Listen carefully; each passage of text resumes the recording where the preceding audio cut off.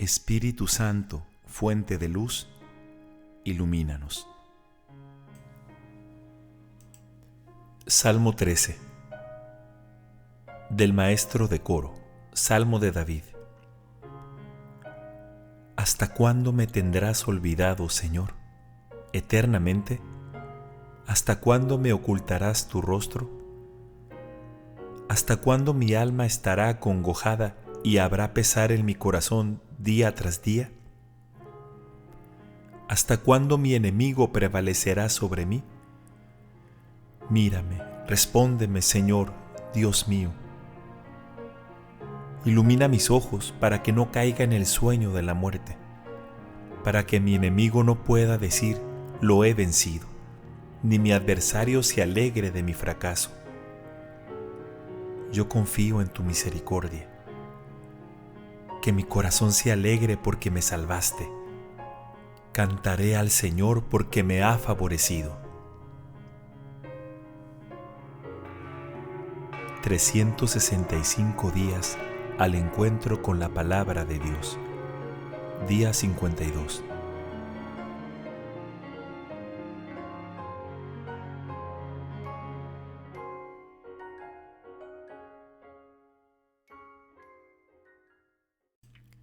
De la primera carta a Timoteo, capítulo 5. No reprendas a un anciano, sino exhórtalo como a un padre. Trata a los jóvenes como hermanos, a las ancianas como a madres, y a las jóvenes como a hermanas, con toda pureza. Honra y atiende a las viudas que realmente están necesitadas. Pero si alguna viuda tiene hijos o nietos, estos deben aprender primero a cumplir con sus deberes familiares y a ser agradecidos con sus padres, porque eso es lo que agrada a Dios. Hay viudas que lo son realmente, porque se han quedado solas y tienen puesta su confianza en Dios, consagrando sus días y sus noches a la súplica y a la oración. Pero la que lleva una vida disipada, aunque viva, está muerta. Incúlcales esto para que sean irreprochables. El que no se ocupa de los suyos, sobre todo si conviven con él, ha renegado de su fe y es peor que un infiel. Para estar inscrita en el grupo de las viudas, una mujer debe tener por lo menos 60 años y haberse casado una sola vez. Que sus buenas obras den testimonio de ella. Tiene que haber educado a sus hijos, ejercitado la hospitalidad, haber lavado los pies a los hermanos, socorrido a los necesitados y practicado el bien en todas sus formas. No inscribas, en cambio, a las viudas más jóvenes, porque cuando los deseos puramente humanos prevalecen sobre su entrega a Cristo, quieren casarse otra vez y se hacen culpables por faltar a su compromiso. Además, si no tienen nada que hacer, acaban yendo de casa en casa y se dedican a charlar y a curiosear, ocupándose en lo que no les importa. Por eso quiero que las viudas jóvenes se casen, que tengan hijos y atiendan a sus obligaciones domésticas, para no dar lugar a la maledicencia de los enemigos. Algunas de ellas ya han abandonado el buen camino y siguen a Satanás. Si una mujer creyente tiene viudas en la familia, que se ocupe de ellas. De esta manera, la Iglesia no las tendrá a su cargo y quedará libre para atender a las que estén realmente necesitadas.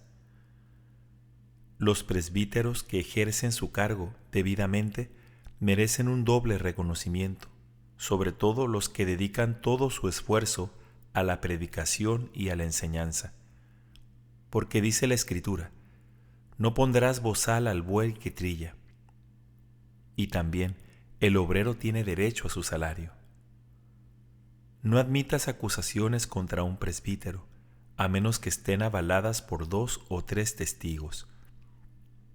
A los que incurran en pecado, repréndelos públicamente, para que sirva de escarmiento a los demás. Delante de Dios de Jesucristo y de sus ángeles elegidos, te ordeno que observes estas indicaciones sin prejuicios y procediendo con imparcialidad. No te apresures a imponer las manos a nadie, y no te hagas cómplice de pecados ajenos. Consérvate puro. A causa de tus frecuentes malestares estomacales, no bebas agua sola, toma un poco de vino.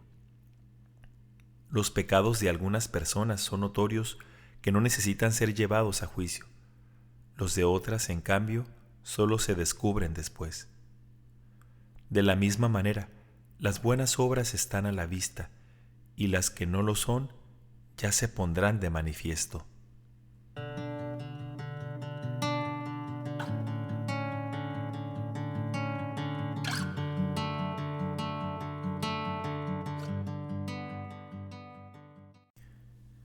Del libro de los Números, capítulo 11.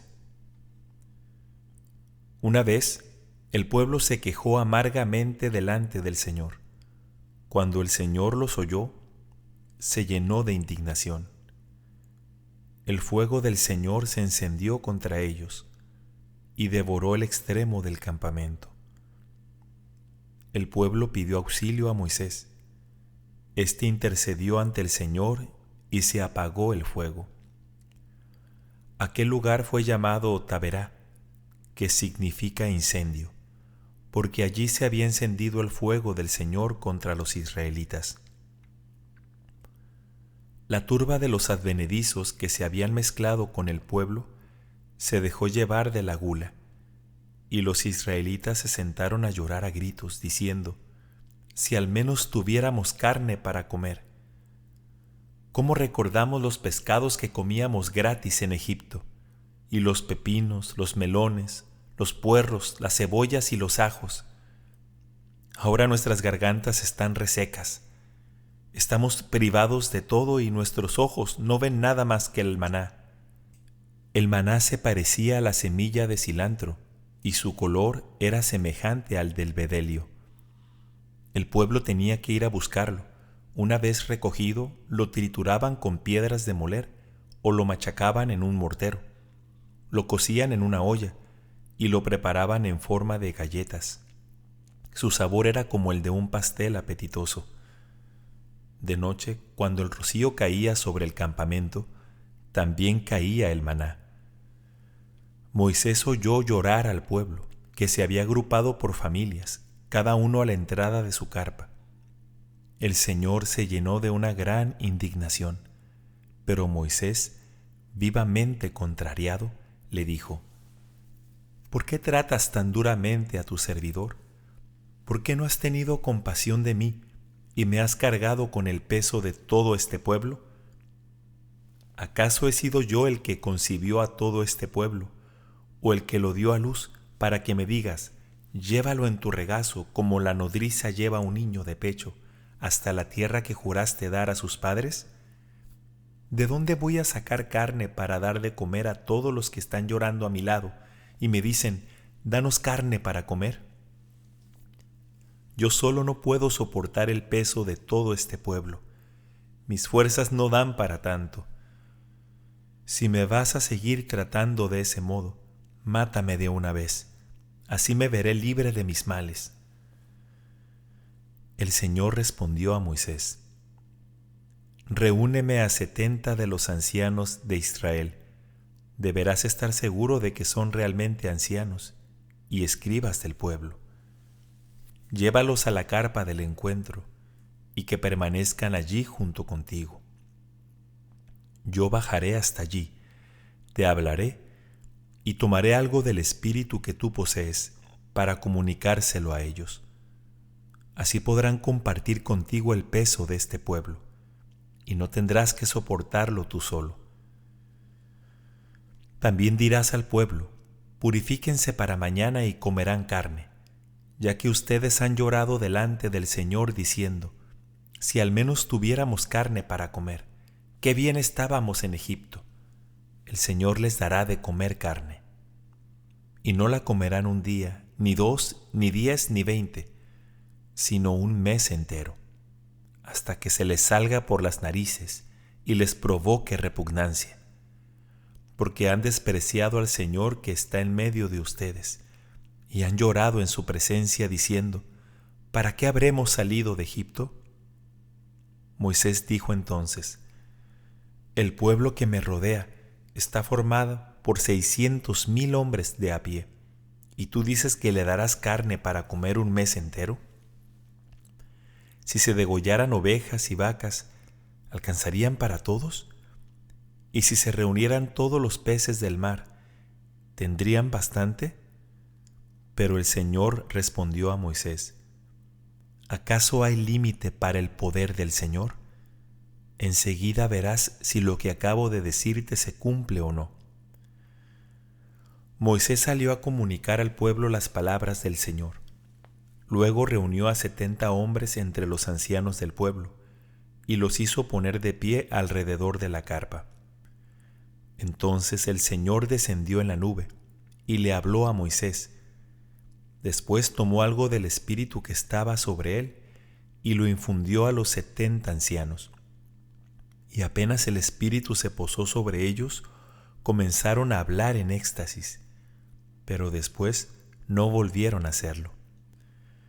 2 hombres, uno llamado Eldad y el otro Medad, se habían quedado en el campamento, y como figuraban entre los inscritos, el espíritu se posó sobre ellos, a pesar de que no habían ido a la carpa, y también ellos se pusieron a hablar en éxtasis. Un muchacho vino corriendo y comunicó la noticia a Moisés con estas palabras: Eldad y Medad están profetizando en el campamento. Josué, hijo de Nun, que desde su juventud era ayudante de Moisés, intervino diciendo: Moisés, Señor mío, no se lo permitas. Pero Moisés le respondió: ¿acaso estás celoso a causa de mí? Ojalá todos fueran profetas en el pueblo del Señor, porque Él les infunde su espíritu. Luego Moisés volvió a entrar en el campamento con todos los ancianos de Israel. Entonces se levantó un viento enviado por el Señor, que trajo del mar una bandada de codornices, y las precipitó sobre el campamento. Las codornices cubrieron toda la extensión de un día de camino, a uno y otro lado del campamento, hasta la altura de 1 metro sobre la superficie del suelo. El pueblo se puso a recoger codornices todo el día, toda la noche y todo el día siguiente.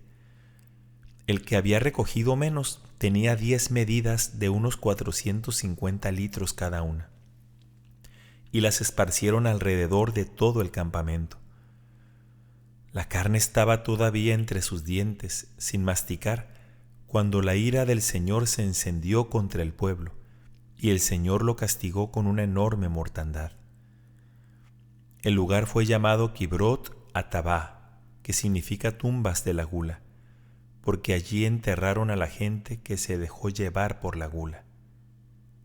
Desde Kibrot Hatabá, el pueblo siguió avanzando hasta Haserot, y allí se detuvo. Del libro de los Números, capítulo 12. Miriam y Aarón se pusieron a murmurar contra Moisés a causa de la mujer cusita con la que éste se había casado. Moisés, en efecto, se había casado con una mujer de Cus. ¿Acaso el Señor ha hablado únicamente por medio de Moisés? Decían. ¿No habló también por medio de nosotros? Y el Señor oyó todo esto.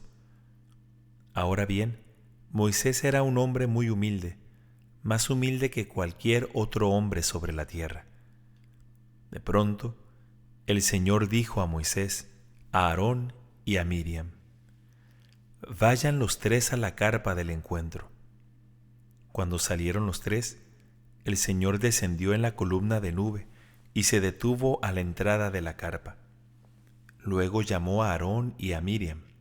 Los 2 se adelantaron, y el Señor les dijo: escuchen bien mis palabras. Cuando aparece entre ustedes un profeta, yo me revelo a él en una visión, le hablo en un sueño. No sucede así con mi servidor Moisés. Él es el hombre de confianza en toda mi casa. Yo hablo con él cara a cara, claramente, no con enigmas, y él contempla la figura del Señor. ¿Por qué entonces ustedes se han atrevido a hablar contra mi servidor Moisés? Y lleno de indignación contra ellos, el Señor se alejó. Apenas la nube se retiró de encima de la carpa, Miriam se cubrió de lepra, quedando blanca como la nieve. Cuando Aarón se volvió hacia ella y vio que estaba leprosa, dijo a Moisés: Por favor, Señor, no hagas pesar sobre nosotros el pecado que hemos cometido por necedad. No permitas que ella sea como el aborto, que al salir del seno materno ya tiene consumida la mitad de su carne. Moisés invocó al Señor diciendo: Te ruego, Dios, que la cures. Pero el Señor le respondió: Si su padre la hubiera escupido en la cara, ¿no tendría que soportar ese oprobio durante 7 días? Que esté confinada fuera del campamento durante 7 días, y al cabo de ellos vuelva a ser admitida. Así Miriam quedó confinada fuera del campamento durante 7 días, y el pueblo no reanudó la marcha hasta que fue admitida de nuevo. Después, el pueblo salió de Haserot y acampó en el desierto de Parán.